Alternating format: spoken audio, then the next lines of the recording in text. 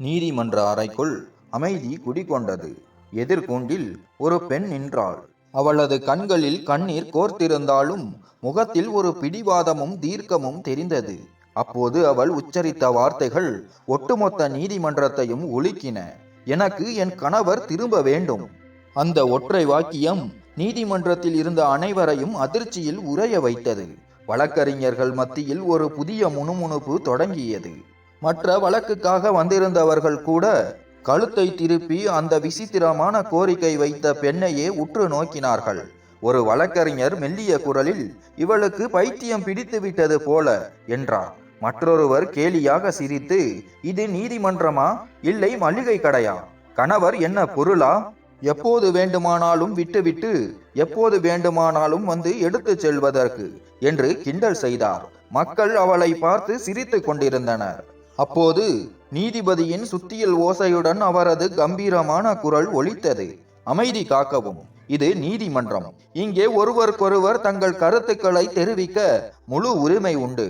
கூண்டில் நின்ற அந்த பெண் 28 வயதான காவ்யா. அவள் ஒரு பள்ளியில் தலைமை ஆசிரியை. அவளது வழக்கறிஞர் இருக்கையிலிருந்து எழுந்து வாதம் வைத்தார். மதிப்பிற்குரிய நிதியரசரே, எனது கட்சிக்காரர் காவ்யா அவரது முன்னாள் கணவர் அர்ஜுனுடன் நடந்த விவாகரத்தை ரத்து செய்ய கோரி மேல்முறையீடு செய்கிறார். அவருக்கு அவரது கணவர் திரும்ப வேண்டும். நீதியரசர் புகழேந்தி தனது கோப்புகளை புரட்டினார். இது மிகவும் விசித்திரமான வழக்கு. ஆவணங்களின்படி சரியாக 5 மாதங்களுக்கு முன்பு நீதியமைச்சர் புகழேந்தி முன்னிலையில் நீங்கள் இருவரும் பரஸ்பர சம்மதத்தின் பேரில் இந்த உறவை முடித்து கொண்டீர்கள். விவாகரத்துக்கு ஒப்புதல் அளிக்கப்பட்டு விட்டது. ஆனால் இன்று நீங்கள் மீண்டும் நீதிமன்ற வாசலில் நிற்கிறீர்கள். அதுவும் சட்ட புத்தகங்களில் எங்கும் காணப்படாத ஒரு கோரிக்கையுடன். காவ்யா அவர்களே, இந்த விஷயத்தில் நீதிமன்றத்தின் பங்கு என்ன என்று எனக்கு புரியவில்லை. இது ஒரு தனிப்பட்ட விவகாரம். நீங்கள் உங்கள் முன்னாள் கணவருடன் மீண்டும் வாழ விரும்பினால் அவரை தொலைபேசியில் அழைப்பது அல்லது அவரது வீட்டிற்கு செல்வது தானே மிக நேரடியான வழி. ஏன் நீதிமன்ற வழியை தேர்ந்தெடுத்தீர்கள்? காவ்யாவின் கண்களிலிருந்து கண்ணீர் வழிய தொடங்கியது. அவள் குரல் நடுங்கியது. நீதியரசரே, நான் முயற்சி செய்தேன். ஒரு முறை அல்ல, குறைந்தது 50 முறை நான் அவருக்கு போன் செய்தேன். ஆனால் ஒவ்வொரு முறையும் எனது அழைப்பிற்கு பதில் இல்லை. அப்போது அங்கிருந்த மற்றொரு வழக்கறிஞர் குறுக்கிட்டு, அவர் உங்களுடன் எந்த தொடர்பும் வைத்துக் கொள்ள விரும்பவில்லை என்பதை இதுவே காட்டுகிறது. அவர் தன் வாழ்க்கையில் முன்னேறிவிட்டார். நீங்களும் அதையே செய்ய வேண்டும் என்றார். திரு சர்மா, நீதியரசரின் குரலில் கண்டிப்பு வந்தது. கேள்வி கேட்கும் பணி என்னுடையது. தயவு செய்து என்னை செய்ய விடுங்கள். பின்னர் நீதியரசர் மீண்டும் காவ்யா பக்கம் திரும்பினார். அவரது குரல் இப்போ சற்று மென்மையாக இருந்தது. போனில் பேச முடியாவிட்டால் நீங்கள் அவரது வீட்டிற்கு செல்ல முயற்சித்தீர்களா? காவ்யாவின் கண்களில் இருந்து கண்ணீர் தாரை தாரையாக கொட்டியது. அவள் நடுங்கும் குரலில் சொன்னாள், ஆம் நீதியரசரே, நான் அவரது வீட்டிற்கு சென்றேன். நீதியரசரே, கடந்த மாதம் ஒரு நாள் அதிகாலையிலேயே நான் அவர் வீட்டிற்கு சென்றேன். ஆயிரம் நம்பிக்கைகளுடன். அர்ஜுன் என் மீது கோபமாக இருந்தாலும் என்னை பார்த்ததும் அவரது மனம் மாறிவிடும் என்று நினைத்தேன். ஒருவேளை நாங்கள் அமர்ந்து பேசினால் எல்லாமே சரியாகிவிடும் என்ற எண்ணத்தில்தான் காலையில் அங்கே நின்றேன். நான் கதவை தட்டினேன். காவ்யாவின் குரல் விம்மியது. கதவை திறந்தது அர்ஜுனின் அம்மா. அவர்களை பார்த்ததும் நான் கைகூப்பி, வணக்கம் சாந்தா அம்மா என்று சொன்னேன். ஆனால் அவர்கள் நான் ஒரு குற்றவாளியை போல என்னை கூர்ந்து பார்த்தார். கதவு நிலையிலேயே என் வழியை மறித்து கோபத்துடன் கேட்டார், உனக்கு எவ்வளவு தைரியம் இருந்தால் இங்கே வருவாய்? இந்த வீட்டில் உனக்கு எந்த உரிமையும் இல்லை. இங்கிருந்து ஓடிப்போ. இனி உன் முகத்தை இங்கே காட்டாதே. காவ்யாவின் குரலில் இப்போது அவமானத்தின் வழி கலந்திருந்தது. நீதியரசரே, நான் மன்றாடினேன். அம்மா, ப்ளீஸ், நான் உங்களிடம் கெஞ்சுகிறேன். ஒரு முறை மட்டும் அர்ஜுனை பார்க்க விடுங்கள். நான் அவரிடம் மிகவும் முக்கியமான விஷயம் பேச வேண்டும் என்றேன். ஆனால் அவர்கள் இன்னும் சத்தமாக கத்தத் தொடங்கினார்கள். அர்ஜுன் உன்னை பார்க்க விரும்பவில்லை. அவர்களின் குரல் மிகவும் உரத்ததாக இருந்ததால் அக்கம் பக்கத்து கதவுகள் திறக்க தொடங்கின. உன் முகத்தை கூட பார்க்க அவன் விரும்பவில்லை என்று அர்ஜுன் தெளிவாக சொல்லிவிட்டான். நீதானே விரும்பி அவனை விட்டு பிரிந்தாய். இப்போது உனக்கு என்ன வேண்டும்? பிறகு அவர்கள் என்னிடம் சொன்ன வார்த்தைகளை இங்கே சொல்ல எனக்கு கூசுகிறது. நீதியரசரே, அவர்கள் சொன்னார்கள், பெரிய தலைமை ஆசிரியர் ஆகிவிட்டாய். உன் சம்பாத்தியத்தின் மீதும் உன் பதவியின் மீதும் உனக்கு எவ்வளவு கர்வம். இப்போது போ, அந்த நாற்காலியில் அமர்ந்து உன் தனிமையை கொண்டாடு. என் மகனை விட்டுவிடு. அவன் தன் வாழ்க்கையில் உன்னை விட மகிழ்ச்சியாக இருக்கிறான். உன்னை மறந்தும் வெகு தூரம் சென்று விட்டான். நீதியரசரே, அந்த தெருவில் வித்தியாசம் தெரிந்தது. மக்கள் தங்கள் வீட்டின் கதவுகள் மற்றும் பால்கனிகளில் இருந்து என்னை பார்த்தார்கள். நான் ஏதோ குற்றவாளி போல. சில பெண்கள் ஒருவருக்கொருவர் காதில் முணுமுணுத்தனர். சிலரின் முகங்களில் அடக்கப்பட்ட புன்னகை இருந்தது. என் சுயமரியாதை சின்ன பின்னமானது. நான் அந்த அவமானத்தின் கசப்பான விழுங்கலை விழுங்கிவிட்டு ஒரு வார்த்தை கூட பேசாமல் அங்கிருந்து திரும்பிவிட்டேன். இதை சொல்லும்போது காவியாவின் தைரியம் உடைந்தது. அவள் சத்தம் போட்டு அழத் தொடங்கினாள். நீதியரசரே, அவர் இப்போது எங்கே இருக்கிறார், எப்படி இருக்கிறார் என்று கூட எனக்கு தெரியவில்லை. நான் எல்லா வழியையும் முயற்சி செய்து விட்டேன். ஆனால் நான் தோற்க விரும்பவில்லை. ஒரே ஒரு முறை நான் அவரிடம் பேச விரும்புகிறேன். அவர் என் வாழ்க்கைக்கு திரும்ப வர விரும்பவில்லை என்றால் பரவாயில்லை. ஆனால் அந்த வார்த்தையை அவரது வாயால் நான் கேட்க வேண்டும். ஒரே ஒரு கடைசி முறை, அவரை சந்தித்து பேச வேண்டும். நான் அவர் வாழ்க்கைக்கு திரும்ப வர முடியாது என்று அவர் சொல்லிவிட்டால் நான் சத்தியம் செய்கிறேன், நான் அவரது வார்த்தையை ஏற்றுக்கொள்வேன். ஆனால் இந்த வார்த்தையை நான் வேறு யாரிடமிருந்தும் அல்ல, அவர் வாயிலிருந்து மட்டும் கேட்க வேண்டும். தயவு செய்து நீதியரசரே, ஒரு சந்திப்பை மட்டும் ஏற்பாடு செய்யுங்கள். அவரை தவிர என் வாழ்க்கையை என்னால் கற்பனை செய்து கூட பார்க்க முடியவில்லை.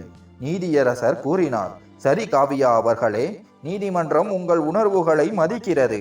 உங்கள் நீதிமன்ற ஊழியர்கள் திரு அர்ஜுனை தொடர்பு கொள்ள முயற்சிக்கிறார்கள். தயவு செய்து அவரது தொலைபேசி எண்ணை கொடுங்கள்.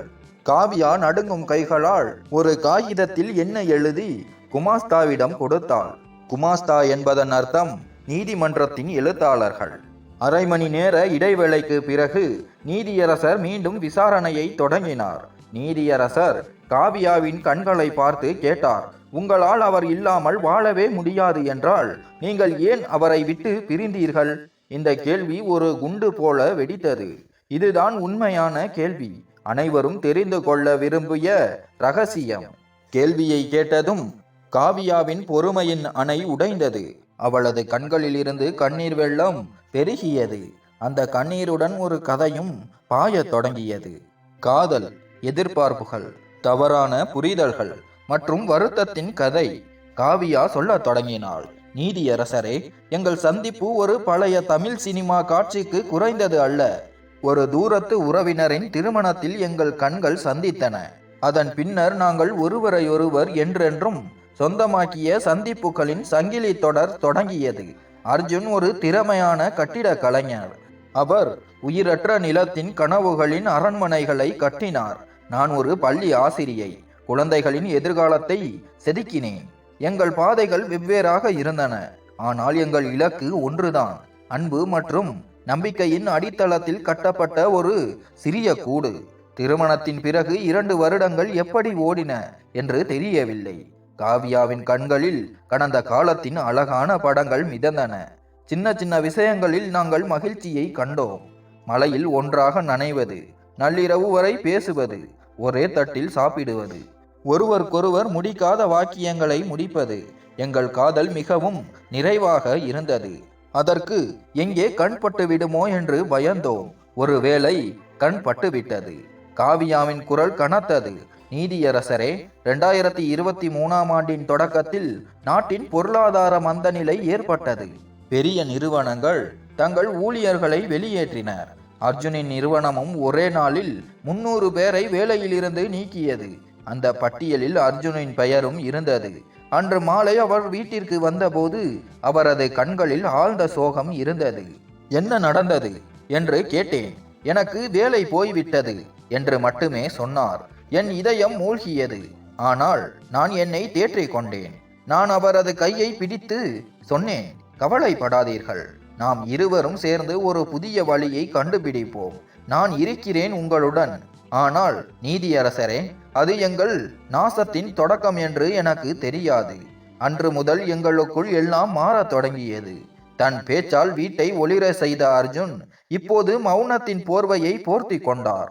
என்னுடன் மணிக்கணக்கில் பேசியவர் இப்போது என் கேள்விகளுக்கு ஆம் அல்லது இல்லை என்று பதிலளித்துவிட்டு அமைதியாகி விடுவார். அடுத்த பல வாரங்களுக்கு அவர் தினமும் நேர்காணலுக்கு சென்று ஒவ்வொரு மாலையும் புதிய ஏமாற்றத்துடன் வீடு திரும்பினார். இன்றைய நாள் எப்படி இருந்தது என்று கேட்டால் அவர் எதுவும் சொல்லாமல் தலையை கவிழ்த்து கொண்டு தன் அறைக்குள் சென்று கதவை பூட்டிக் கொள்வார். பிறகு காவியாவின் குரல் நடுங்கியது. ஒரு நாள் அவர் ஒரு பெரிய கட்டுமான நிறுவனத்தில் நேர்காணலுக்கு சென்றார். அவருக்கு மிகுந்த நம்பிக்கை இருந்தது. அவரிடம் 8 வருட அனுபவம் இருந்தது. அந்த வேலை தனக்கு கிடைக்கும் என்று அவர் உறுதியாக நம்பினார். ஆனால் மாலை வீடு திரும்பிய போது அவரது முகத்தை பார்க்க முடியவில்லை. எப்படி இருந்தது என்று கேட்டேன். அவர் எதுவும் பேசவில்லை. தன் அறைக்குள் சென்று விட்டார். இரவு நான் உணவு கொடுத்த போது அவர் சொன்னார், அவர் 3 மணி நேரம் காத்திருப்பு அறையில் அமர்ந்திருந்தாராம். நேர்காணல் நடந்தபோது நேர்காணல் செய்பவர் அவரை விட வயதில் இளையவராக இருந்தாராம். அவர் அர்ஜுனின் சுய விபரத்தை பார்த்துவிட்டு எந்த கேள்வியும் கேட்காமல் சொன்னாராம், உங்கள் முந்தைய நிறுவனமே உங்களை நீக்கிவிட்டது என்றால் உங்கள் வேலையில் ஏதோ குறைபாடு இருக்க வேண்டும். ஏனென்றால் நல்ல ஊழியர்களை வெளியேற்றுவதில்லை. நீங்கள் அந்த நிறுவனத்தில் 8 ஆண்டுகள் பணியாற்றினீர்கள். ஆனால் அவர்கள் உங்களை தக்க வைக்க தகுதியானவராக நினைக்கவில்லை. இதன் பொருள் உங்களிடம் திறமை இல்லை என்பதுதான். எனவே எங்களுக்கும் உங்கள் தேவையில்லை. நீதியரசரே, அன்று முதல் அர்ஜுன் உள்ளுக்குள் முற்றிலுமாக நொறுங்கி போனார். நாள் முழுவதும் தன்னை அறைக்குள் அடைத்து கொண்டார். நான் அவரை தேற்றினேன். தைரியத்தை இழக்காதீர்கள், நான் வீட்டை பார்த்து கொள்கிறேன் என்றேன். ஆனால் எனது இந்த வார்த்தைகள் அவருக்குள் ஒரு குத்தலாக மாறியது போல. எங்கள் அன்பாக இருந்த வார்த்தைகள் இப்போது அவருக்கு ஏளனமாக கேட்டன. நான் அவரது தோல்வியின் மீது பரிதாபப்பட்டு அவரை கேலி செய்வதாக நினைக்க தொடங்கினார். நான் வீட்டு பில்களை செலுத்தினேன், மாத சாமான் வாங்கினேன். ஒவ்வொரு முறையும் அவருக்கு ஆறுதல் சொல்ல, நீங்கள் கவலைப்படாதீர்கள், நான் இருக்கிறேன் என்று சொன்னேன். ஆனால் நான் இப்படி சொல்வது அவரது சுயமரியாதையின் மீது நடத்தப்பட்ட மிகப்பெரிய தாக்குதலாக இருந்தது. ஒரு நாள் மாலை நான் மின்சார கட்டணத்தை செலுத்திவிட்டு வீட்டிற்கு வந்தேன். நான் பில் கட்டிவிட்டேன் என்று அவரிடம் சொன்னேன். அர்ஜுனின் முகம் சிவந்தது. ஏன், நான் செத்துவிட்டேனா என்று கேட்டார். இல்லை, நான் அதை சொல்லவில்லை என்று சொன்னேன். அதற்கு அவர், நீ அதையே தான் சொல்ல விரும்புகிறாய். நீ ஒரு உதவாத வெற்று மனிதன் என்றும் உன் மனைவியின் சம்பாத்தியத்தில் வாழ்வதாகவும் எனக்கு உணர்த்த விரும்புகிறாய். நீ வாய்மொழியாக சொல்லாவிட்டாலும் உன் ஒவ்வொரு செயலும் அதே காட்டுகிறது. இவ்வாறு சொல்லிவிட்டு அர்ஜுன் கோபத்துடன் வீட்டை விட்டு வெளியேறி நள்ளிரவில் திரும்பினார். அவரது இந்த நடத்தை காரணமாக நானும் சில சமயங்களில் கோபத்தில் கத்த தொடங்கினேன். நான் உங்களுக்கு எல்லா வகையிலும் ஆதரவு தருகிறேன், ஆனால் நீங்கள் என் மீது தான் உங்கள் கோபத்தை காட்டுகிறீர்கள் என்று. நானும் அவரிடம் சற்று கோபமாக இருக்க தொடங்கினேன். எங்களுக்கு இடையே இருந்த அன்பின் இடத்தில் இப்போது மௌனம் குடியேறியது. ஒரு காலத்தில் எங்கள் சிரிப்பால் ஒலித்த வீட்டின் சுவர்கள் இப்போது ஒரு பாரமான அமைதியை போர்த்தி கொண்டிருந்தன. இந்த காலகட்டத்தில் பள்ளியில் எனக்கு பதவி உயர்வு கிடைத்தது. நான் தலைமையாசிரியர் ஆனேன். நான் இந்த நல்ல செய்தியை விரைவாக வீட்டிற்கு கொண்டு வந்தேன். என் கணவருடன் இந்த மகிழ்ச்சியை பகிர்ந்து கொள்ள வேண்டும் என்று நினைத்தேன். ஆனால் இந்த செய்தி எங்கள் உடையும் உறவின் மீது விழுந்த மற்றொரு சுத்தியல் அடி போல இருந்தது. நான் அவரிடம் சொன்னபோது அவர் ஆச்சரியத்துடன் என்னை பார்த்தார். எதுவும் சொல்லாமல் முகத்தில் ஒரு பொய்யான புன்னகையை வரவழைத்து கொண்டு அறைக்குள் சென்று விட்டார். எனக்கு மிகவும் துக்கமாகவும் ஆத்திரமாகவும் இருந்தது. தன் மனைவியின் வளர்ச்சியில் கூட அவரால் மகிழ்ச்சியடைய முடியாதா? அன்று முதல் நான் அவரை புறக்கணிக்க தொடங்கினேன். எனது முழு கவனத்தையும் என் தொழில் மீது செலுத்தினேன். அவரது பாதுகாப்பின்மை உணர்வும் எனது வளர்ந்து வரும் வெற்றியும் எங்களுக்கு இடையே ஒருபோதும் நிரம்ப முடியாத ஒரு பெரிய இடைவெளியை உருவாக்கின. நாங்கள் ஒரே கூரையின் கீழ் வாழ்ந்தாலும் 2 அந்நியர்கள் போல வாழ்ந்தோம். எங்கள் பேச்சுக்கள் தேவைகள் என்று சுருங்கிவிட்டன. சாப்பாடு தயார், தூங்கும் முன் விளக்கை அணைத்துவிடு, வீட்டிற்கு வருவதற்கு எனக்கு தாமதமாகும். காவியாவின் குரலில் இப்போது ஆழமான வருத்தம் இருந்தது. எங்களுக்கு இடையே இருந்த இந்த குறுகிய தூரத்தை எங்கள் குடும்பங்கள் உணர்ந்தபோது சமாதானம் செய்வதற்கு பதிலாக நெருப்பில் எண்ணெயை ஊற்றினார்கள். அர்ஜுனின் வீட்டில் மருமகள் தலையில் அவள் வேலையின் கர்வம் ஏறிவிட்டது என்று சொன்னார்கள். என் வீட்டிலோ மாப்பிள்ளைக்கு தான் குறைபாடு, அவன் சோம்பேறி, என் மகளை துன்புறுத்துகிறான் என்று பேசினார்கள். ஒருவரை ஒருவர் உட்கார்ந்து பேசுங்கள், ஒருவரின் கட்டாயத்தை மற்றவர் புரிந்து கொள்ளுங்கள் என்று யாரும் சொல்லவில்லை. பின்னர் அந்த நாள் வந்தது, எங்கள் திருமண நாள். அன்று காலை முதல் நான் அர்ஜுன் ஏதாவது பேசுவார், எல்லாம் பழையபடி சரியாகிவிடும் என்று எதிர்பார்த்தேன். நான் மாலையே சீக்கிரம் வீட்டிற்கு வந்து விட்டேன். அவருக்கு பிடித்த பாயாசம் செய்தேன். அவரை போனில் அழைத்தேன். 10 முறை, 15 முறை, 20 முறை. ஒவ்வொரு முறையும் போன் அணைக்கப்பட்டிருந்தது. எனது எல்லா நம்பிக்கைகளும் நொறுங்கி போயின. ஒருவேளை ஏதேனும் விபத்து நடந்திருக்குமோ என்று பயந்தேன். நான் அவரது நண்பர்களுக்கு போன் செய்ய தொடங்கினேன். யாரும் எடுக்கவில்லை.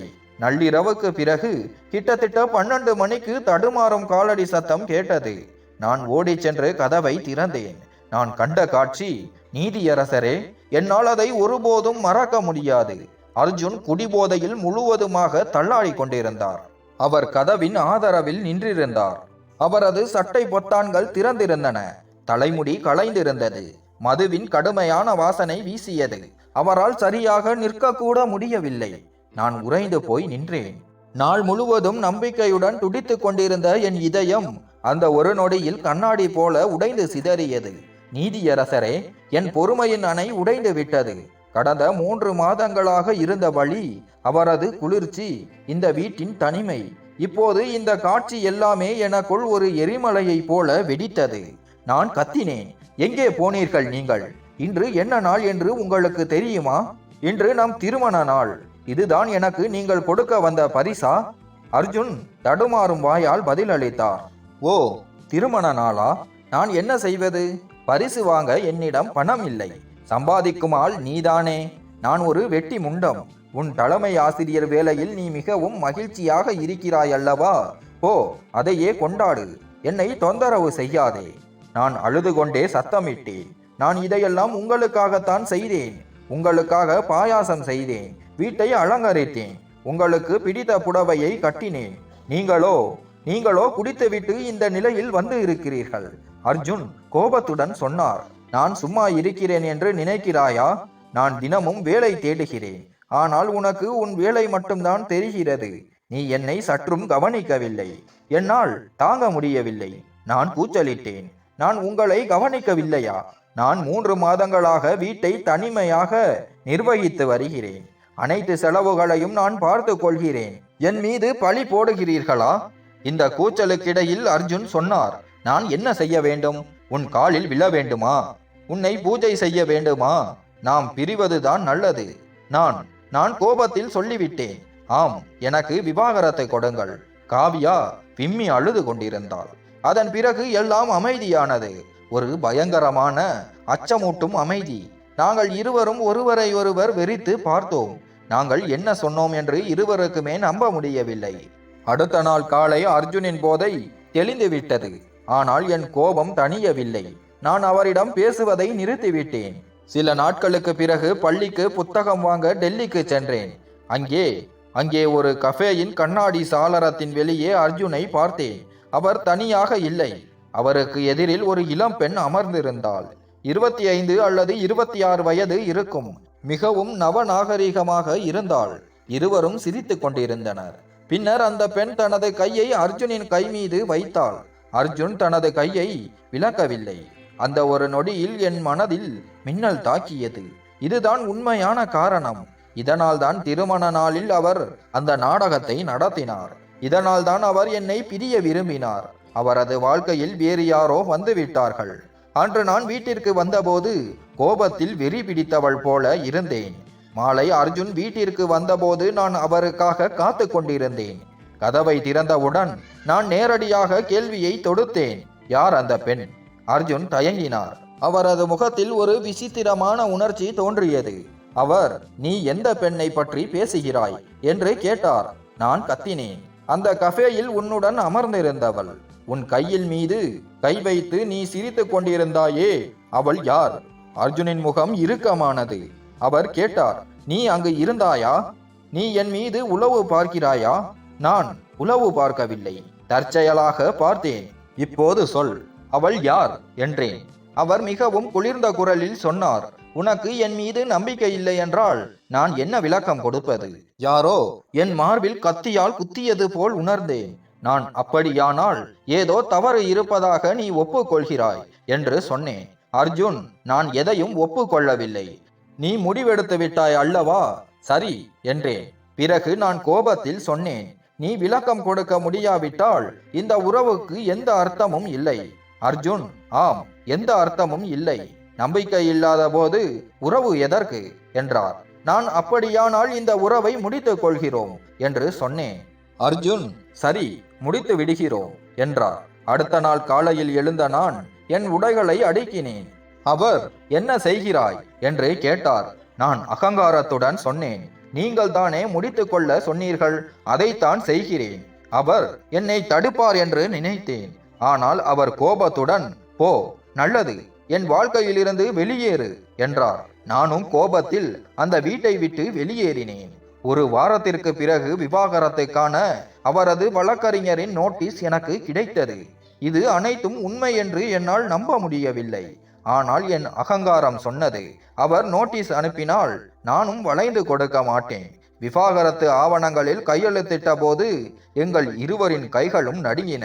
எங்களில் யாராவது ஒருவர் இந்த பைத்தியகாரத்தனத்தை நிறுத்தி விடுவார்களா என்று எங்கள் கண்கள் ஒருவரையொருவர் அந்த கடைசி நம்பிக்கையை தேடின. ஆனால் யாரும் யாரையும் தடுக்கவில்லை. நான் ஒரு தவறான புரிதல், ஒரு சந்தேகம் மற்றும் எனது அகங்காரம் ஆகியவற்றிற்காக என் அன்பை பலியிட்டேன். காவியா கதறி அழுதாள். நீதிமன்றம் முழுவதும் அவளது வலியை உணர்ந்தது. காவியா தனது கதையை தொடர்ந்தாள். விவாகரத்துக்கு பிறகு நான் என் தாய் வீட்டிற்கு வந்தேன். ஆரம்பத்தில் ஒரு விசித்திரமான சுதந்திரத்தை உணர்ந்தேன். எந்த பொறுப்பும் இல்லை, சண்டை இல்லை, பதற்றம் இல்லை. அம்மா முதல் என் சகோதரர்கள், அண்ணிமார்கள் வரை எல்லோரும் என்னை கவனித்துக் கொண்டார்கள். ஆனால் இது நீண்ட காலம் நீடிக்கவில்லை. மெல்ல மெல்ல என் அண்ணிமார்களின் நடத்தையில் மாற்றங்கள் தெரிந்தது. அந்த வீடு என் தாய் வீட்டை விட அவர்களின் மாமியார் வீடாக மாறிவிட்டது என்பதை நான் உணர ஆரம்பித்தேன். அந்த நாள் வந்தது. காவியாவின் குரல் நடுங்கியது. நான் என் அறையில் இருந்தேன். சமையலறையில் இருந்து குரல்கள் கேட்டன. நான் கதவு அருகில் சென்றேன். என் 2 அண்ணிமார்கள் பேசிக்கொண்டதை கேட்டேன். ஒரு அண்ணி, அடடா, இவள் உயிர் முழுக்க இங்கேயே உட்கார்ந்து விட்டாள். விவாகரத்து வாங்கிவிட்டு இப்போது நம் தலையில் சுமையாக வந்து அமர்ந்து விட்டாள் என்றாள். 2வது அண்ணி, ஆமாம், சம்பாதித்தாலும் வீட்டு வேலைகள் எல்லாவற்றையும் நாம் தானே செய்ய வேண்டும். இவளுக்கு நாம் ஆயுள் முழுவதும் சேவகம் செய்ய வேண்டுமா என்றாள். முதல் அண்ணி மீண்டும், தன் கணவனையே இவளால் சமாளிக்க முடியவில்லை. இப்போது இங்கே வந்து ராணியாக உட்கார்ந்திருக்கிறாள். நாம் எவ்வளவு நாட்களுக்கு சகித்துக் கொள்வது என்றாள். இதை கூறிக்கொண்டே காவியா அழத் தொடங்கினாள். நீதியரசரே, அன்று நான் அறைக்குள் வந்து கதறி அழுதேன். அன்றைக்கு தான் எனக்கு அர்ஜுனின் நினைவு வந்தது. ஒரு காலத்தில் என் கண்களில் ஒரு துளி கண்ணீரை கூட அவர் பொறுத்து கொள்ள மாட்டார். நான் கொஞ்சம் வருத்தப்பட்டால் என்ன நடந்தது என்று 1000 முறை கேட்பார். அர்ஜுனின் அந்த சிறு சிறு விஷயங்கள் எனக்கு நினைவுக்கு வந்தன. அதில் அவரது அன்பு தெரிந்தது. அர்ஜுனும் தன் இடத்தில் தவறு செய்யவில்லை என்று எனக்கு புரிய ஆரம்பித்தது. அவர் மீது எவ்வளவு மன அழுத்தம், சமூக அழுத்தம் இருந்தது. நான் அவரை சற்று புரிந்து கொள்ள முயற்சித்ததால் அவரது மனச்சொர்வின் போது அவருடன் நின்றிருந்தால் இன்று எங்களுக்கு இந்த நிலை ஏற்பட்டிருக்காது. நான் என் சகோதரர்கள், அண்ணிமார்களின் தலையில் சுமையாக இருக்க வேண்டாம் என்று முடிவெடுத்தேன். டெல்லியில் ஒரு சிறிய பிளாட் எடுத்தேன். நான் இப்போது சுதந்திரமாக இருக்கிறேன் என்று நினைத்தேன். ஆனால் நீதியரசரே, அந்த வெற்று வீடு. காவியாவின் குரல் உடைந்தது. மாலை வேலை முடிந்து சோர்வுடன் வீட்டிற்கு வந்தால் கதவை திறக்க யாரும் இருக்க மாட்டார்கள். முன்பு அர்ஜுன் எப்போதும் வாசலில் காத்து இருப்பார். இப்போது இருள் மட்டுமே இருக்கும். இரவு சமையல் செய்யும் போது எதிரில் உள்ள நாற்காலி காலியாக தெரியும். காலையில் எழுந்து டீ தயாரித்து தனியாக உட்கார்ந்து குடிக்கும் போது கூட இதயத்தில் வலி ஏற்பட்டது. ஒவ்வொரு செயலிலும் அவரது குறை தெரிந்தது. ஒரு நாள் இரவு எனக்கு கடுமையான காய்ச்சல் வந்தது. நான் தனியாக படுக்கையில் நடுங்கினேன். ஒரு குவளை தண்ணீர் கொண்டு வரக்கூட யாரும் இல்லை. அன்று இரவு எனக்கு ஒரு மாலை நினைவு வந்தது. நான் மலையில் நனைந்து வந்திருந்தேன். அர்ஜுன் இரவு முழுவதும் விழித்திருந்து என் நெற்றியில் குளிர்ச்சியான பட்டிகளை வைத்தார். ஆனால் நீதியரசரே, உண்மையான புயல் விவாகரத்துக்கு 1.5 மாதத்திற்கு பிறகு வந்தது. நான் ஒரு மாலில் இருந்தபோது அர்ஜுனுடன் கஃபேயில் நான் பார்த்த அதே பெண்ணை பார்த்தேன். என் ரத்தம் கொதித்தது. என்னால் இருக்க முடியவில்லை. நான் நேராக அவளிடம் சென்று கேட்டேன், நீயும் அர்ஜுனும் என்ன உறவு? அவள் என்னை பார்த்து திடுக்கிட்டாள். மன்னிக்கவும், எனக்கு புரியவில்லை என்றாள். நான் கோபத்துடன், நான் உன்னையும் அவனையும் பார்த்தேன். நீ அவன் கையின் மீது கை வைத்து சிரித்து கொண்டிருந்தாய் என்றேன். இதை கேட்டதும் அந்த பெண்ணின் கண்கள் ஆச்சரியத்தில் விரிந்தன. அவள் பதற்றத்துடன், ஓ கடவுளே, உங்களுக்கு மிக பெரிய தவறான புரிதல் ஏற்பட்டுள்ளது. ப்ளீஸ், நீங்கள் என்னுடன் வாருங்கள், நான் உங்களுக்கு எல்லாவற்றையும் சொல்கிறேன் என்றாள். நாங்கள் அருகில் உள்ள ஒரு கஃபேயில் அமர்ந்தோம். ரியா எனக்கு எல்லாவற்றையும் சொன்னாள். அவள் சொன்னாள், காவியா, நானும் அர்ஜுனும் ஒரே நிறுவனத்தில் வேலை செய்தோம். 2 வருடங்கள் ஒன்றாக பணியாற்றினோம். அவருக்கு வேலை போன போது எனக்கு மிகவும் வருத்தமாக இருந்தது. நான் இப்போது மற்றொரு நிறுவனத்தின் HR-ஆக இருக்கிறேன். அர்ஜுனுக்கு வேலை கிடைக்கவில்லை என்று தெரிந்ததும் நான் அவருக்கு உதவ நினைத்தேன். நான் அவருக்காக நேர்காணலை ஏற்பாடு செய்தேன். எங்கள் நிறுவனத்திலும் முயற்சி செய்தேன். நாங்கள் வெறும் நண்பர்கள் காவியா, வெறும் நண்பர்கள். இதை கேட்டு என் தலை சுழலத் தொடங்கியது. நான் என்னை தேற்றிக்கொண்டு, அப்படியானால் கஃபேயில் ஏன் அவரது கையை பிடித்தீர்கள் என்று கேட்டேன். ரியா சிரித்து கொண்டே சொன்னாள், ஓ, அன்று நான் அவருக்கு ஒரு பெரிய நிறுவனத்தில் நேர்காணலுக்கான நல்ல செய்தியை சொன்னேன். அவருக்கு தைரியம் கொடுக்கத்தான் நான் என் கையை வைத்தேன். நான் கவலைப்படாதே, உனக்கு இந்த வேலை கிடைக்கும் என்று சொன்னேன். அது ஒரு சாதாரண நட்பின் செயல்பாடு காவியா. காவியாவின் குரல் உடைந்தது. அந்த நொடியில் பூமி பிளந்து நான் உள்ளே சென்று விட வேண்டும் என்று நினைத்தேன். நண்பர்கள், வெறும் நண்பர்களா? நான் என்ன நினைத்தேன்? பிறகு ரியா என்னிடம் இன்னும் சொன்னாள், நீதியரசரே, அவள், காவியா, அர்ஜுன் உங்கள் மீது மிகவும் அன்பு வைத்திருக்கிறார். அவர் என்னிடம் சந்திக்கும் போதெல்லாம் உங்களை பற்றி தான் பேசுவார். காவியா எவ்வளவு கடினமாக உழைக்கிறாள், எவ்வளவு நல்லவள் என்று சொல்வார். அவர் வேலை இழந்ததால் மிகவும் நொறுங்கி போயிருந்தார். அவர் உங்களுக்கு தகுதியானவர் இல்லை என்று நினைத்தார். அன்றைக்கு நாங்கள் கஃபேயில் இருந்தபோது நான் அவரிடம், நீங்கள் காவியாவுடன் பேசுங்கள், எல்லாவற்றையும் பகிர்ந்து கொள்ளுங்கள் என்று சொன்னேன். ஆனால் அவர், காவியாவுக்கு நான் சுமையாக இருக்க விரும்பவில்லை. என் சொந்த காலில் நின்று அவளை மகிழ்ச்சியாக வைக்க விரும்பினேன் என்று சொன்னேன். மேலும், நீதியரசரே, ரியா எனக்கு மிக பெரிய அதிர்ச்சியை கொடுத்தாள். அவள் சொன்னாள், உங்கள் திருமண நாளில் அர்ஜுன் மிகவும் சோகமாக இருந்தார். அவர் போதையில் இருந்ததற்கு காரணம், அன்றைக்கு அவருக்கு மற்றொரு நிராகரிப்பு கிடைத்தது.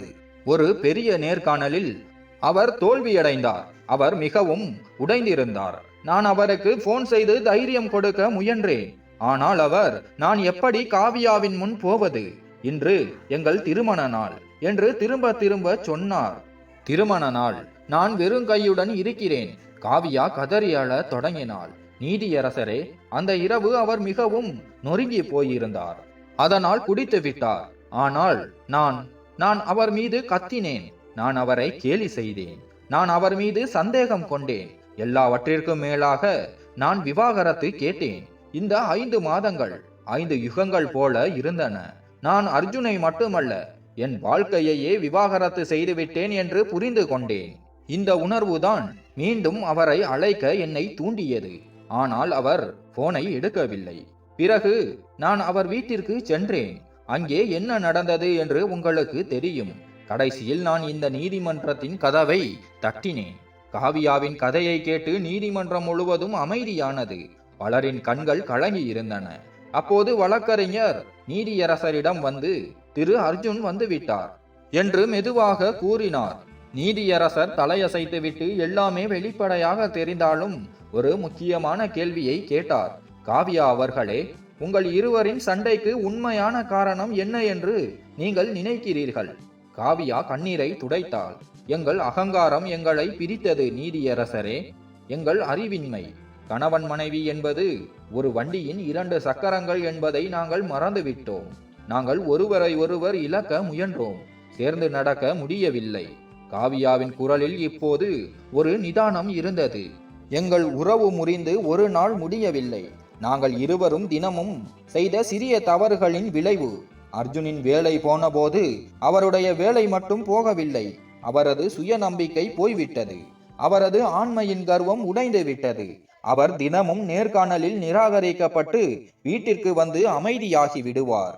தன் வேதனையை அவர் ஒருபோதும் என்னிடம் சொல்லியதில்லை.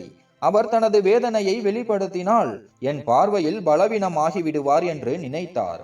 காவியா நிறுத்தி நீதிமன்றத்தில் இருந்தவர்களை பார்த்தாள். ஆனால் நான் அவரது மௌனத்தை அவரது திமிராக நினைத்தேன்.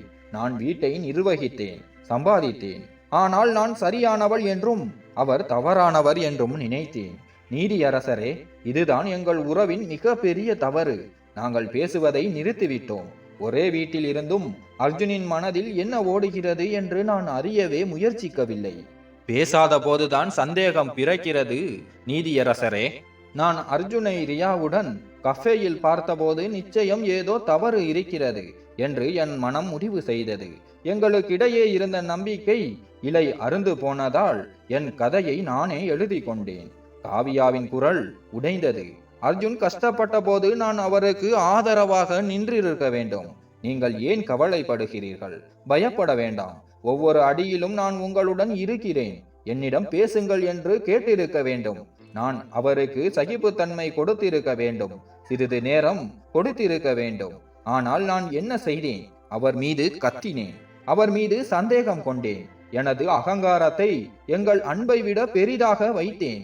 நாங்கள் இருவரும் பேசாமல் இருந்ததால் சந்தேகம் மற்றும் அகங்காரம் ஆகியவையே எங்கள் உறவை உடைத்தது. இந்த 3 தவறுகளும் தான் கணவன் மனைவி உறவில் முறிவை ஏற்படுத்துகின்றன. எனக்கு மீண்டும் ஒரு வாய்ப்பு கிடைத்தால் நான் இந்த தவறுகளை திரும்ப செய்ய மாட்டேன் என்று உறுதியளிக்கிறேன். நான் முதலில் செவி மடுப்பேன், பிறகு பேசுவேன்.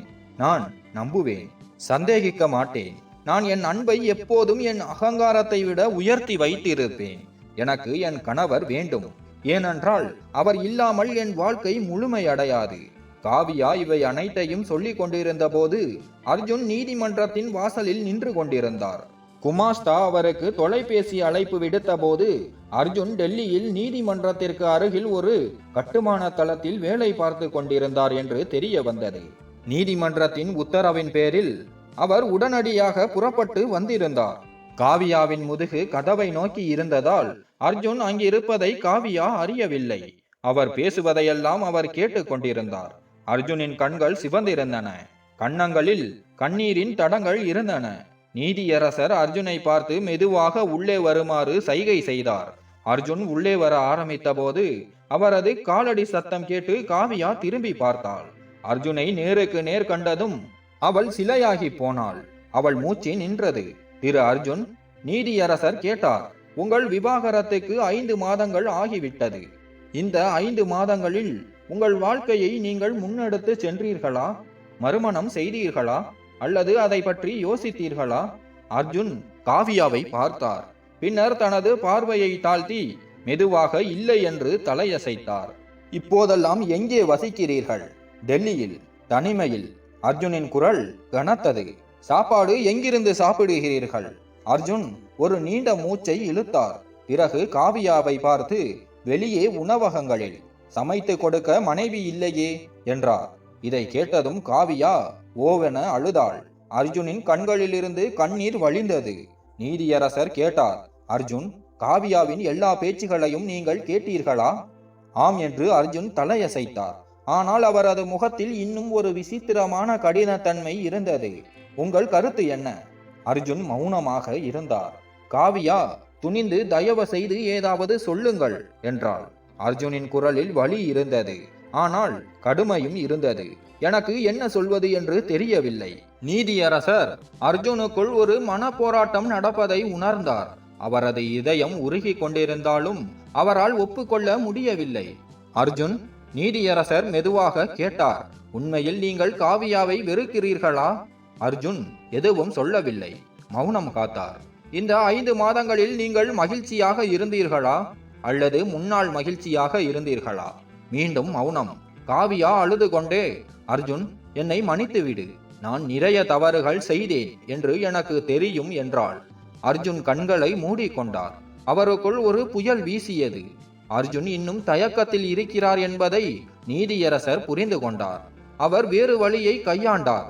அர்ஜுன், நீதியரசர் கேட்டார், உங்கள் மொபைலில் உங்கள் திருமணம் அல்லது அதற்கு பிந்தைய நாட்களில் நீங்கள் இருவரும் சேர்ந்து எடுத்த ஏதேனும் படங்கள் இருக்கின்றனவா? இந்த கேள்வியை கேட்டதும் அனைவருக்கும் ஆச்சரியமாக இருந்தது. அர்ஜுனும் ஆச்சரியத்துடன் நீதியரசரை பார்த்தார். ஆம், இருக்கின்றன என்று மெதுவாக சொன்னார் அர்ஜுன். என்னால் பார்க்க முடியுமா? நீங்கள் மிகவும் விரும்பும் ஏதேனும் ஒரு படத்தை காட்டுங்கள். அர்ஜுன் தயக்கத்துடன் தனது போனை எடுத்தார். கேலரியை திறந்து ஸ்க்ரோல் செய்ய தொடங்கினார். திடீரென ஒரு படத்தின் மீது அவரது விரல் நின்றது. அவரது கண்கள் நிரம்பின. இதுதான். அர்ஜுன் போனை நீதியரசரிடம் காட்டினார். நீதியரசர் அந்த படத்தை பார்த்தார். அதில் காவியாவும் அர்ஜுனும் ஒரு மருத்துவமனைக்கு வெளியே நின்றிருந்தனர். காவியாவின் தலையில் கட்டு போடப்பட்டிருந்தது. அர்ஜுன் அவளை தாங்கிக் கொண்டிருந்தார். இருவரின் முகத்திலும் சோர்வு இருந்தது. ஆனால் அவர்களின் கண்களில் அன்பு தெரிந்தது. இது எந்த நாள் எடுத்த படம்? நீதியரசர் கேட்டார். அர்ஜுனின் குரல் நடுங்கியது. அவர் அந்த படத்தை பார்த்தபடியே அந்த நாளுக்குள் திரும்ப போனார். இது திருமணமான 1 வருடத்திற்கு பிறகு எடுத்த படம். காவியா அன்று பள்ளியிலிருந்து வீடு திரும்பி கொண்டிருந்த போது ஒரு பைக் மோதி விபத்துக்குள்ளானது. யாரோ அலுவலகத்தில் எனக்கு போன் செய்தார்கள். காவியாவுக்கு விபத்து ஏற்பட்டு மருத்துவமனைக்கு கொண்டு செல்லப்படுவதாக சொன்னார்கள். அந்த நொடியில் என் கைகளும் கால்களும் குளிர் பெட்டிக்குள் வைத்தது போல் ஆகிவிட்டது. நான் ஓடி மருத்துவமனைக்கு சென்றேன் என்று சொல்லும் போதே அர்ஜுன் அழத் தொடங்கினார்.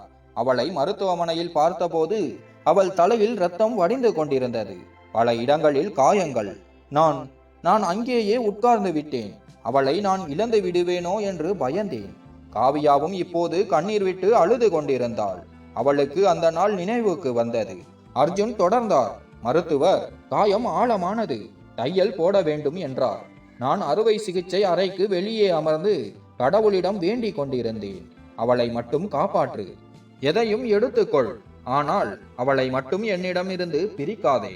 அவளை வெளியே கொண்டு வந்தபோது அவள் மயக்கத்தில் இருந்தாள். நான் இரவு முழுவதும் அவளுக்கு அருகில் உட்கார்ந்து விழித்திருந்தேன். ஒவ்வொரு 2 நிமிடத்திற்கும் அவள் மூச்சு விடுகிறாளா என்று பார்த்தேன். அவள் கையை பிடித்து கொண்டேன். திரும்ப திரும்ப அவளது நெற்றியில் முத்தமிட்டு, எழுந்திரு ப்ளீஸ், நான் உன்னால் இல்லாமல் இருக்க முடியாது என்று சொன்னேன். நீதிமன்றத்தில் பலரின் கண்களிலிருந்து கண்ணீர் வடிந்தது. கண்ணீருக்கு மத்தியில் அர்ஜுனின் முகத்தில் ஒரு மெல்லிய புன்னகை வந்தது. காலை அவள் கண்களை திறந்தபோது என்னை பார்த்து, அர்ஜுன், ஏன் அழுகிறாய்? நான் நன்றாக இருக்கிறேன் என்று சொன்னாள். அந்த நொடியில் நான் அவளை கட்டியணைத்து ஒரு குழந்தை போல கதறி அழுதேன். உன்னை இல்லாமல் வாழ்வதை பற்றி என்னால் நினைக்கவே முடியாது. நீதான் என் உலகம் என்று சொன்னேன். மருத்துவமனையில் இருந்து வெளியே வருவதற்கு முன் ஒரு செவிலியர் இந்த படத்தை பிடித்தார். அர்ஜுன் போன் திரையை பார்த்தவாறே சொன்னார், இந்த படத்தை நான் என் மொபைலில் வால்பேப்பராக வைத்திருந்தேன். வாழ்க்கையின் மிகப்பெரிய செல்வம் எங்கள் அன்புதான், பணமோ வேலையோ அல்ல என்று இந்த படம் எனக்கு எப்போதும் நினைவூட்டியது. ஆனால் அர்ஜுனின் குரல் தழுதழுத்தது. என் வேலை போனபோது எங்கள் உண்மையான புதையல் எங்கள் உறவின் பிணைப்பு என்பதை நான் மறந்துவிட்டேன். எங்கள் பொய்யான அகங்காரத்தை என் அன்பை விட பெரிதாக்கினேன். அர்ஜுன் காவியாவை பார்த்தார். அவள் கண்கள் சிவந்திருந்தன, கன்னங்கள் கண்ணீரில் நனைந்திருந்தன. உண்மை என்னவென்றால் நீதியரசரே, என்னால் ஒரு நொடி கூட காவியாவை என் இதயத்திலிருந்து வெளியேற்ற முடியவில்லை. தவறு என் மீதும் இருந்தது. என் தோல்வியின் விரக்தியை அவள் மீது காட்டினேன். அவளும் தனிமையாக உணர்ந்தாள் என்பதை நான் புரிந்து கொள்ளவே முயற்சிக்கவில்லை. என் நடத்தை தான் அவள் என் மீது சந்தேகம் கொள்ளும்படி செய்தது. என் அகங்காரத்தில் அவளுக்கு எந்த விளக்கமும் கொடுக்க வேண்டிய அவசியமில்லை என்று நினைத்தேன். என் தவறை நானும் உணர்ந்தேன். ஆனால் அதற்குள் எங்களுக்கு இடையே இருந்த சுவர்கள் மிகவும் உயர்ந்து விட்டன. இந்த 5 மாதங்களில் ஒவ்வொரு நாளும் காவியாவின் நினைவுகள் வந்தன. ஒவ்வொரு இரவும் அவள் படங்களை பார்த்தேன். பல முறை அவளை அழைக்க நினைத்தேன். ஆனால் அவள் என்னிடம் பேசுவாளா என்று யோசித்தேன். நான் அவளுக்கு தகுதியானவன் இல்லை என்று நினைத்தேன். அம்மா அவள் வீட்டிற்கு வந்தபோது என் நன்மைக்காகத்தான் அம்மா அப்படி நடந்து கொண்டாள் என்று நினைத்தேன். எனக்கு தெரிந்திருந்தால் நான் நிச்சயம் அவளை சந்தித்திருப்பேன். காவியாவும் அர்ஜுனும் இப்போது ஒருவரையொருவர் பார்த்து கொண்டிருந்தனர். அவர்கள் கண்களில் அன்பு இருந்தது, மன்னிப்பு இருந்தது, ஒரு புதிய தொடக்கத்திற்கான நம்பிக்கையும் இருந்தது. நீதியரசர் தனது கண்ணாடியை கழற்றி கண்களை துடைத்தார். பிறகு சொன்னார், உங்களுக்கு சரியான நேரத்தில் இந்த உண்மை புரிந்தது. மிகவும் நல்லது. உங்களுக்கு இன்னும் வயதாகவில்லை. உங்கள் இருவருக்கும் இரண்டாவது வாய்ப்பு கிடைத்துள்ளது. அவர் ஒரு ஆழமான மூச்சு விட்டார். இல்லையென்றால் நீதிமன்றத்தில் 58 வயது கணவர் 56 வயது மனைவிக்கு விவாகரத்து கோரிய வழக்கு கூட வந்தது. அப்போதுதான் கணவர் தன் மீதுள்ள வாழ்நாளை மனைவியுடன் கழிக்க விரும்புகிறேன் என்று உணர்ந்தான். நீதிமன்றத்தில் ஆழ்ந்த அமைதி நிலவியது. அந்த கணவர் எப்போதும் வேலையைத்தான் தன் உலகமாக கருதினான். அவரது மனைவி தனியாக வீட்டை நிர்வகித்தாள், குழந்தைகளை வளர்த்தாள். ஆனால் அவர் அவளுக்காக ஒருபோதும் நேரம் கொடுக்கவில்லை. அவர் எப்போதும் நான் இதையெல்லாம் உனக்காகத்தான் செய்கிறேன் என்று சொல்லுவார். ஆனால் அவரது மனைவிக்கு பணத்தை விட அவரது நேரம்தான் தேவைப்பட்டது. மெதுவாக தூரம் வளர்ந்தது. அவர்கள் விவாகரத்து செய்தனர். அந்த மனிதன் மேலும் வேலையில் மூழ்கினான். நிறைய பணம் சம்பாதித்தான். ஆனால் வீட்டிற்கு திரும்பும்போது ஒரு வெறுமை அவனுக்காக காத்திருந்தது. 25 ஆண்டுகள் கடந்துவிட்டன. ஒரு நாள் அவருக்கு மாரடைப்பு ஏற்பட்டது. மருத்துவமனை படுக்கையில் தனியாக கிடக்கும்போது அவர்தான் எதை இழந்தோம் என்று உணர்ந்தார். அவரது குழந்தைகள் வளர்ந்து அவரவர் உலகில் பிஸியாக இருந்தனர். அவர் தன் மனைவியை மட்டும் நினைத்தார். நீதியரசரின் குரல் கனத்தது. அவர் குணமடைந்ததும் நீதிமன்றத்தில் ஒரு வழக்கு பதிவு செய்தார். அவர் தன் மீதமுள்ள வாழ்க்கையை மனைவியுடன் கழிக்க விரும்புவதாக கூறினார். அப்போது அவரது மனைவிக்கும் 56 வயதாகிவிட்டது. நீதிபதி 25 ஆண்டுகளுக்கு பிறகு என்று கேட்டபோது அந்த மனிதன் அழுது கொண்டே சொன்னான், நீதியரசரே, வாழ்க்கையின் உண்மையான மகிழ்ச்சி எங்கே இருக்கிறது என்று எனக்கு புரிய 25 ஆண்டுகள் தேவைப்பட்டன. முன்னரே புரிந்திருந்தால் நன்றாக இருந்திருக்கும். அவரது மனைவியும் நீதிமன்றத்திற்கு வந்திருந்தார். அவரது முகத்திலும் முதுமையின் கோடுகள் விழுந்திருந்தன. ஆனால் அவரது கண்களில் இன்னும் அதே அன்பு இருந்தது. அவர்கள் ஒருவரை ஒருவர் மன்னித்து தங்கள் வாழ்வில் எஞ்சிய நாட்களை ஒன்றாக கழிக்க முடிவு செய்தனர். நீதிமன்றம் முழுவதும் அமைதி. பலர் அழுது கொண்டிருந்தனர். நீதியரசர் காவியா மற்றும் அர்ஜுனை பார்த்தார். அந்த கணவன் மனைவி யார் என்று உங்களுக்கு தெரியுமா? அனைவரும் ஆச்சரியத்துடன் நீதியரசரை பார்த்தனர். நீதியரசரின் கண்கள் நனைந்திருந்தன. அந்த கணவன் நான் தான். நீதிமன்றம் முழுவதும் ஸ்தம்பித்தது. காவியாவும் அர்ஜுனும் ஆச்சரியத்துடன் ஒருவரை ஒருவர் பார்த்து கொண்டிருந்தனர். ஆம், நீதியரசர் சொன்னார், நானும் என் மனைவியும் 25 ஆண்டுகள் பிரிந்திருந்த பிறகு மீண்டும் சேர்ந்து வாழ தொடங்கினோம். இப்போது 4 ஆண்டுகளாக ஒன்றாக இருக்கிறோம். இந்த 4 ஆண்டுகள் எங்கள் வாழ்க்கையின் மிக அழகான ஆண்டுகள். நாங்கள் ஒருவரையொருவர் மீண்டும் அறிந்து கொள்ள, புரிந்து கொள்ள கற்றுக்கொண்டோம். ஆனால் சில நேரங்களில் நீதியரசரின் குரல் நடுங்கியது. எனக்கு 58 வயதில் அல்ல, 33 வயதிலேயே இது எனக்கு புரிந்திருக்க வேண்டுமே என்று நினைக்கிறேன். அப்படி இருந்தால் என் மனைவியுடன் மேலும் 25 ஆண்டுகள் வாழ்ந்திருப்பேன். நாங்கள் தனித்தனியாக வீணடித்த அந்த ஆண்டுகள். அவர் காவியாவையும் அர்ஜுனையும் பார்த்தார். நீங்கள் இருவரும் பாக்கியசாலிகள். உங்களுக்கு வெறும் 5 மாதங்கள் தான் ஆகியுள்ளது. சரியான நேரத்தில் இந்த உணர்வு வந்ததற்கு இறைவனுக்கு நன்றி.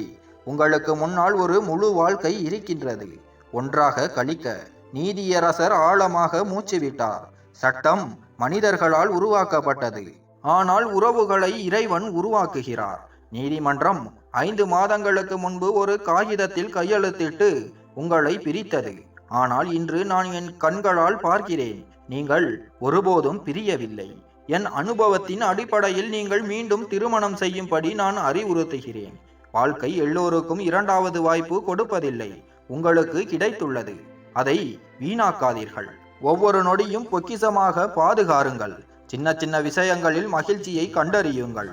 அகங்காரத்தை ஒருபோதும் அன்பின் மீது ஆதிக்கம் செலுத்த விடாதீர்கள்.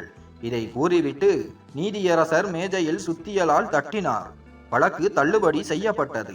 ஆனால் நீதியரசர் தனது இருக்கையை விட்டு ஏலவில்லை. அடுத்து என்ன நடக்கிறது என்று அவர் பார்க்க விரும்பினார். காவியாவும் அர்ஜுனும் இப்போது ஒருவரை ஒருவர் நேருக்கு நேர் பார்த்து கொண்டிருந்தனர். அவர்களுக்கு இடையேயான தூரம் சில அடிகள் மட்டுமே. அர்ஜுன் மெதுவாக காவியாவை நோக்கி நடந்தார். ஒவ்வொரு அடியிலும் அவரது கண்களிலிருந்து கண்ணீர் வழிந்தது. அவர் காவியாவின் அருகில் வந்து நின்றார். சில நொடிகள் அவர்கள் இருவரும் ஒருவரையொருவர் பார்த்து கொண்டனர். அவர்கள் கண்களில் ஆயிரக்கணக்கான குறைகள், ஆயிரக்கணக்கான கேள்விகள் மற்றும் அளவற்ற அன்பு இருந்தது. பின்னர் அர்ஜுன் மிக மெதுவாக, காவியா, என்னை மன்னித்துவிடு. நான் ஒரு மோசமான கணவனாக இருந்தேன். நான் உனக்கு துக்கம் கொடுத்தேன் என்றார். காவியா இல்லை என்று தலையசைத்தாள். தவறு உன்னுடையதல்ல. நான் உன்னை புரிந்து கொண்டிருக்க வேண்டும். நான் உனக்கு ஆதரவாக நின்றிருக்க வேண்டும். ஆனால் நான் உன்னை சந்தேகித்தேன். நான் உன்னை தனிமையாக விட்டுவிட்டேன். என்னை மன்னித்து விடு. அர்ஜுன் தனது நடுங்கும் கையை நீட்டினார். காவியா சில நொடிகள் அந்த கையை பார்த்தாள். பிறகு அவள் தன் கையை அர்ஜுன் கையில் வைத்தாள். அவர்கள் ஒருவரையொருவர் தொட்டவுடன் ஒரு மின்னோட்டம் அவர்கள் உடலுக்குள் பாய்ந்தது. அடுத்த நொடியே அர்ஜுன் காவியாவை தன் பக்கம் இழுத்து கொண்டார். காவியா அவரது மார்பில் மோதினாள். அடுத்த கணமே அர்ஜுன் அவளை தன் கைகளால் இறுக்கி அணைத்து கொண்டார். மிகவும் இறுக்கமாக. 5 மாதங்களின் வலி, 5 மாதங்களின் தவிப்பு, 5 மாதங்களின் தனிமை அனைத்தும் அந்த ஒரே அணைப்பில் கரைந்தது. காவியா கதறி அழுதாள். காவியாவும் தன் கணவனை இறுக்கி பிடித்து அணைத்து கொண்டாள். அவளது விம்மல் நீதிமன்றத்தில் ஒலித்தது. அர்ஜுனும் அழுது கொண்டிருந்தார். நான் உன்னில்லாமல் செத்து போயிருப்பேன். அர்ஜுன் அவளது தலைமுடியை தடவி கொண்டே மெதுவாக முணுமுணுத்தார். ஒவ்வொரு இரவும் நான் உன்னில்லாமல் உணர்ந்தேன். என்னால் தூங்க முடியவில்லை. உன் நினைவு வந்தது. உன் குரலை கேட்க ஆசைப்பட்டேன். உன் புன்னகை நினைவுக்கு வந்தது. நானும் அர்ஜுன், எனக்கும் அதே நிலைதான். காவியா விக்கல்களுடன் சொன்னாள். நான் உன்னை என்றென்றும் இழந்து விடுவேன் என்று ஒவ்வொரு நொடியும் நினைத்தேன். நான் உன்னை எத்தனை முறை அழைத்தேன். ஆனால் நீ ஒரு முறை கூட என்னை மன்னித்து விடு காவியா.